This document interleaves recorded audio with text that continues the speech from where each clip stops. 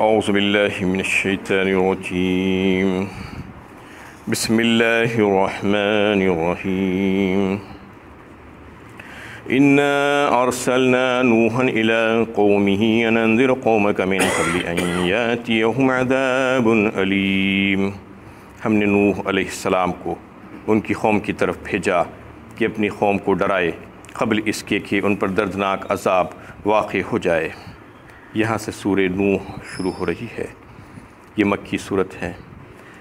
28 آیتوں اور 2 رکوعوں پر مشتمل۔ اس پوری صورت کا مضمون نوح علیہ السلام کے واقعہ کا تذکرہ ہے، شروع سے لے کے آخر تک۔ اس قصے کا تذکرہ کرنے کا مطلب کوئی قصہ گوئی کرنا نہیں ہے، بلکہ کفار مکہ کو متنبہ کرنا ہے کہ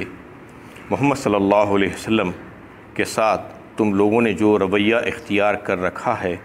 ایسا ہی رویہ نوح علیہ السلام کے ساتھ ان کی قوم نے اختیار کیا تھا۔ تم اگر اس سے باز نہیں آؤ گے تو جیسا حشر نوح علیہ السلام کی قوم کا ہوا تھا ویسا ہی تمہارا بھی ہو سکتا ہے۔ اور سب سے پہلے آیت میں اللہ تعالیٰ نوح علیہ السلام کو منصب رسالت پر فائز کرنے کے بعد جو خدمت ان کو عطا فرمائی تھی اس کا تذکرہ فرمایا۔ اس کے بعد نوح علیہ السلام نے دعوت و تبلیغ کا آغاز کس طرح سے کیا اس کا تذکرہ آ رہا ہے۔ پھر نوح علیہ السلام کو اللہ تعالیٰ نے اپنی قوم میں جو نبی و رسول بنا کر بھیجا تھا وہ اس کا تذکرہ سورہ عنکبوت میں اللہ تعالیٰ نے فرمایا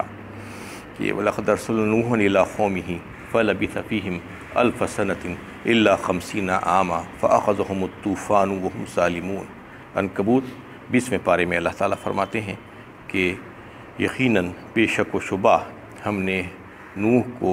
اپنا رسول بنا کر بھیجا ان کی قوم میں، اور وہ ان میں تبلیغ کرتے رہے 950 برس، 950 برس تک وہ تبلیغ کرتے رہے، لیکن قوم نہیں مانی سوائے چند لوگوں کے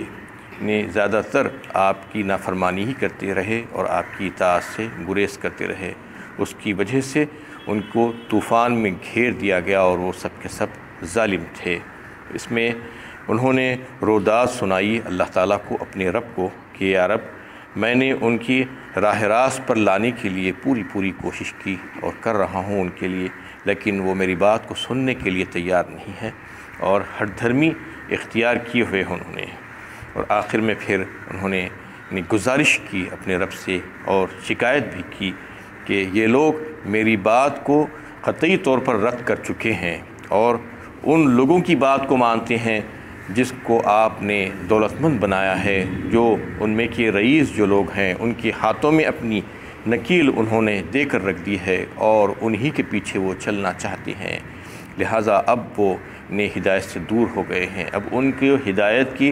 جو توقع تھی وہ ختم ہو گئی ہے، ان سے جو ہے وہ ہدایت واپس لے لیجئے، جو ہدایت کی توفیق جو ان کو جو مل سکتی تھی وہ توفیق کو سلب کر لیجئے۔ یہ شکایت اور یہ بدعا نوح علیہ السلام نے اپنی قوم کے تعلق سے کی، اس وقت کی جب اللہ تعالیٰ کا فیصلہ بھی اس کے متعلق ہو چکا تھا، جس کا تذکرہ سورہ ہود 12ویں پارے میں اللہ تعالیٰ نے خود کیا۔ وَأُوحِيَ إِلَىٰ نُوحٍ أَنَّهُ لَن يُؤْمِنَ مِنْ قَوْمِكَ إِلَّا مَنْ قَدْ آمَنَ فَلَا تَبْتَئِسْ بِمَا كَانُوا يَفْعَلُونَ۔ نوح علیہ السلام کی طرف ہم نے وحی کی کہ اب تک جو ایمان لا چکے ہیں، اس کے بعد اب مزید کوئی ایمان لانے والے نہیں ہیں، لہٰذا آپ ان کے تعلق سے فکر مند مت ہوئیے اور مایوس مت ہوئیے ان کے کاموں کی وجہ سے۔ اللہ تعالیٰ نے خود اپنا فیصلہ ظاہر فرما دیا تھا۔ اس کے بعد نوح علیہ السلام نے اپنی قوم کے لیے بدعا کی، اور آخر میں نوح علیہ السلام جس وقت طوفان آ رہا تھا اس سے پہلے اللہ تعالیٰ سے نے عرض کیا اپنی خود کے لیے اور تمام اہل ایمان کے لیے نے مغفرت طلب کی، اور ان کفار کے لیے جو ان کی بات کو نہیں مانے تھے ان کے تعلق سے اللہ تعالیٰ سے بدعا کر دی اور کہا کہ یہ خیر سے خالی ہیں، اب ان کو زمین میں رہتا بستا مت چھوڑیے، اور چاہے اگر ان کی نسلیں بھی پیدا ہوں گی تو وہ بھی فاسق و فاجر اور بد کردار ہی ہوں گی۔ یہ بدعا انہوں نے اپنی قوم کے لیے کی جب اس وقت ان کو پتہ چل گیا تھا اللہ کی طرف سے کہ اللہ کا فیصلہ بھی یہی ہے، اور 950 برس تک انہوں نے تکلیفیں سہی تھی ان کی۔ اندازہ لگائیے کہ آج لوگ کتنے بے صبرے ہوتے ہیں، کچھ دنوں کچھ مہینوں بھی برداشت نہیں کر سکتے کسی کو۔ 950 برس تک 3 نسلیں 3 جنریشنز آتے گئی جاتے گئی ان کے سامنے، اللہ تعالیٰ نے معجزاتی طور پر ان کو وہ عمر اور حیات عطا فرمائی تھی۔ 1000 سال کے اوپر ان کو اللہ تعالیٰ نے عمر عطا فرمائی تھی، اس میں سے 950 برس تو وہ تبلیغ کا کام ہی کرتے رہے، مسلسل لوگ ان کو ستاتے رہے، تکلیفیں پہنچاتے رہے، ایذائیں پہنچاتے رہے، لیکن وہ سہتے رہے۔ آخر میں اللہ تعالیٰ کا جب حکم آیا تو اس وقت انہوں نے قوم کے لیے بددعا کی۔ تو اس میں شروعات ہوتی ہے کہ اللہ تعالیٰ فرما رہے ہیں کہ تم آگاہ کر دو، انا ارسلنا نوحا الی قومہ ان انذر قومک من قبل ان یاتیہم عذاب علیم، اپنی قوم کو آگاہ کر دو، یعنی ان بد اخلاقی کے کاموں کی وجہ سے اور وہ گمراہی کے کاموں کی وجہ سے وہ اللہ کے عذاب کے مستحق ہو جائیں گے اگر اس سے وہ باز نہیں آئیں گے۔ یہ آگاہ کرنے کے لیے رسول کو بھیجا گیا اور ان کو بتا دینے کے لیے کہا گیا کہ خبردار کر دو ان کو، اور اس سے بچنے کے طریقہ کار کیا ہوتے ہیں وہ بھی ان کے سامنے واضح کر دو۔ قال یا قوم انی لکم نذیر مبین، انہوں نے کہا اے میری قوم کے لوگوں، میں تم کو علی الاعلان خبردار کرنے والا پیغمبر ہوں۔ ان اعبدوا اللہ واتقوہ واطیعون، یہ کہ اللہ تعالیٰ کی عبادت کرو اور اسی سے ڈرو اور میری اطاعت کرو۔ 3 کام انہوں نے قوم کو بتائے اور 3 حکم دیے۔ ایک حکم تو یہ کہ ایک اللہ کی عبادت، دوسرے تقوی اور تیسرے رسول کی اطاعت۔ ایک اللہ کی عبادت کا مطلب یہ کہ دوسرے سارے معبودان باطلہ کو چھوڑ کر کسی کی عبادت اور کسی کی بندگی نہیں، بندگی اور عبادت اور پرستش صرف اور صرف اللہ ہی کی ہونی چاہیے اور احکامات اسی کی بجا لانے چاہیے۔ یہ تعلیم انہوں نے دی اس میں۔ اور پھر تقوی اختیار کرنے کی بات، یعنی پرہیزگاری اختیار کرو، اللہ تعالیٰ سے ڈرو، اس کو غضب میں لانے والے کام، اس کو ناراض کرنے والے کچھ بھی کام مت کرو، اور ایسی روش اختیار کرو جیسی روش خدا ترس لوگوں نے اختیار کی تھی۔ اور آخر میں تیسری بات انہوں نے اپنی قوم کو جو کی کہ میں تم کو بحیثیت رسول اللہ کا جو بات بتا رہا ہوں، ان تمام باتوں میں تم میری پیروی اور اطاعت اور اتباع کرو۔ یہ 3 حکم اللہ کی طرف سے انہوں نے اپنی قوم کو دیے تھے۔ یغفر لکم من ذنوبکم ویؤخرکم الی اجل مسمی ان اجل اللہ اذا جاء لا یؤخر لو کنتم تعلمون، اللہ تعالیٰ تمہارے گناہوں سے درگزر فرمائیں گے اور ایک مقررہ وقت تک تمہیں مہلت عطا کریں گے۔ حقیقت یہ ہے کہ اللہ تعالیٰ کا مقرر کیا ہوا وقت جب آ جاتا ہے تو پھر ٹالا نہیں جاتا، کاش تم جانتے ہوتے۔ یہ تمام باتیں اگر تم مان لوگے تو اس کا فائدہ کیا ہوگا، وہ انہوں نے بتایا کہ یغفر لکم من ذنوبکم، یعنی اللہ تعالیٰ تمہارے گناہوں کو معاف فرما دیں گے، ان سے درگزر فرمائیں گے۔ من کا لفظ آیا ہے یہاں پر، من کا مطلب اگر تبعیض کے لیے ہے، جیسا کہ جو ہے جزیت بتانے کے لیے جسے کہا جاتا ہے، تو اس کا مطلب یہ ہوگا کہ اللہ تعالیٰ تمہارے ایمان لانے کی وجہ سے تمہارے ان گناہوں کو معاف فرما دیں گے جو حقوق اللہ سے تعلق رکھتے ہیں، اور جو حقوق العباد سے تعلق رکھتے ہیں وہ اس کے لیے شرط یہ ہوگی کہ تمہارے جو مالی واجبات جن کے ذمے رہ گئے ہو وہ تم کو ادا کر دینا ہوگا، اور تم نے جن کو تکلیف پہنچائی تھی اپنی ہاتھوں سے اور زبان سے اس کی معافی تم کو کرا لینی ہوگی، اس کے بغیر وہ معاف نہیں ہوں گے۔ اگر یہ تبعیض کے لیے آیا ہے من کہتے ہیں کہ اس میں سے، گناہوں میں سے، یعنی پورے کے پورے گناہ نہیں۔ اگر یہ اس کا مطلب یہ ہے، بعض مفسرین نے لیا ہے اور بعض مفسرین نے کہا ہے کہ یہ من زائد کے لیے آیا ہے۔ اس کا مطلب یہ ہے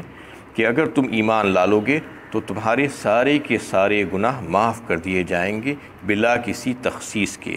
وَيُؤَخِّرْكُمْ إِلَىٰ أَجَلٍ مُّسَمًّى، اور ایک مقررہ وقت تک کے لیے تمہیں مہلت عطا کی جائے گی۔ مقررہ وقت کے لیے مہلت عطا کی جائے گی کا مطلب یہ ہے کہ اللہ تعالیٰ نے جو تقدیر جو لکھ دی ہے اس میں جو ہے 2 قسم کی تقدیریں ہیں جس کو تفسیر مظہری نے اختیار کیا ہے۔ ایک تقدیر قضاء الہی جو ہے وہ مبرم کہلاتی ہے اور ایک معلق کہلاتی ہے۔ مبرم کا مطلب ہے کہ قطعی، اور معلق کا مطلب یہ ہے کہ اس کے ساتھ کچھ شرائط ہوتے ہیں، مشروط ہوتی ہے۔ ایک تقدیر بالکل قطعی ہے، اس میں کسی قسم کا کوئی رد و بدل کا امکان نہیں ہے، لیکن دوسری جو ہے اس میں کچھ رد و بدل، تبدیلیاں اللہ تعالیٰ کی طرف سے ہوتی ہیں جو لوح محفوظ میں لکھی ہوئی ہیں، اس میں خود اللہ تعالیٰ تبدیلی فرماتے ہیں کچھ شرطوں کے ساتھ۔ یمحو اللہ ما یشاء ویثبت وعندہ ام الکتاب فرمایا سورہ رعد 13ویں پارے میں اللہ تعالیٰ نے، اس میں اسی کا تذکرہ آیا ہے۔ زیادہ تر مفسرین کی یہی رائے ہے کہ اللہ تعالیٰ کے پاس جو کتاب ہے اس میں سے وہ جو چاہتے ہیں مٹا ڈالتے ہیں، اس میں کچھ رد و بدل کر دیتے ہیں، اور جس کے لیے چاہتے ہیں اس کو ویسا ہی رکھ دیتے ہیں، اس میں کسی قسم کی کوئی تبدیلی نہیں ہوتی ہے۔ تو ایک تو تقدیر ہوتی ہے مبرم جو قطعی ہے، جس میں کسی قسم کی کوئی تبدیلی کی کوئی گنجائش نہیں ہوتی ہے، اور دوسری معلق جس میں کچھ تبدیلی ہوتی ہے کچھ شرائط کے ساتھ، جیسا کہ مثال کے طور پر اللہ تعالیٰ یہاں پر فرما رہے ہیں کہ اگر تم اللہ تعالیٰ کی اطاعت اور فرما برداری کرو گے تو تمہارے لیے اللہ تعالیٰ نے جو فیصلہ کر دیا تھا کہ تمہاری عمر اتنی ہوگی تو اس کو وہ ساری عمر تمہیں دے دی جائے گی، ورنہ اگر تم اس کے خلاف کرو گے تو پھر تمہاری عمر کم کر کے اس سے کم کر دی جائے گی، اس سے پہلے ہی تمہیں کوئی دنیاوی عذاب میں ہلاک کر دیا جائے گا۔ یہ اس کا مطلب ہو سکتا ہے۔ ایسا ہی جو ہے احادیث میں بہت سی باتیں آئی ہیں، جیسا کہ ماں باپ کی فرما برداری